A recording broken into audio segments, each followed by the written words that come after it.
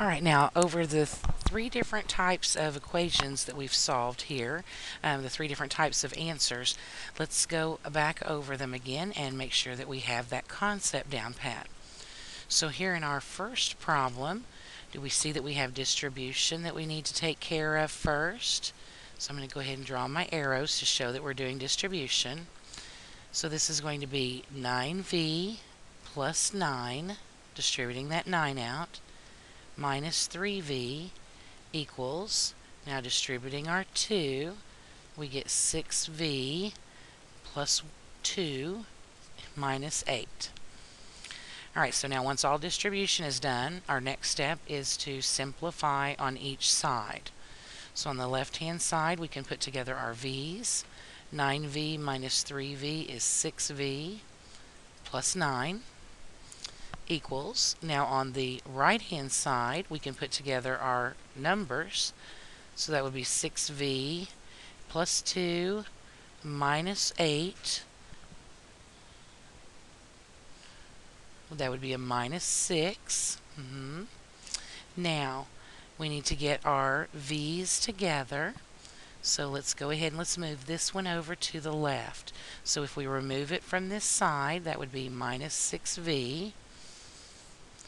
So look what happens. So now we're down to 9 equals negative 6. Now what do you think that means? 9 will never ever equal a negative 6. That's a false statement. So if you said there is no solution to this problem, you are absolutely correct. Good job. Okay, let's try another one. Here we have negative 4x minus 1 equals negative 5x plus 1 plus 3x. And remember, our first step is distribution, but there is not any distribution in this problem. So we're going to have to go to our second step, which is simplifying on each side. Well, on the left, there's nothing to simplify, so I'm just going to recopy that. But on the right, we do have x's we can put together. So minus 2x plus 3x would be negative 2x, and then we have our positive 1 also. Now it's time to start moving things where they belong. I think this time I'm going to move the 4x over to the right just because it's a smaller number and it will be easier. Usually if you move the smaller number, you have less negatives to have to deal with usually. So I'm going to remove it from this side by doing the opposite, which is to add 4x to both sides. So now we have negative 1 equals negative 2x plus 4x is a positive 2x, and then plus 1.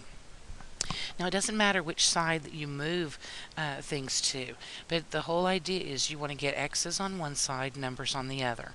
So at this time, I'm going to remove this positive 1 and put it on the other side to get it away from x.